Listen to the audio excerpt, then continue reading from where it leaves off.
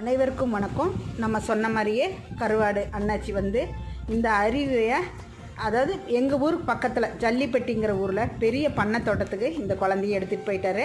நம்மளுக்கு 10 நாளுக்கு ஒரு தடவை அப்டேட் தரேன்னு சொல்லியிருக்காரு. இந்த குழந்தைகளுக்காகவே இந்த காரை வச்சு இவர் மெயின்டைன் பண்ணுறாருங்க.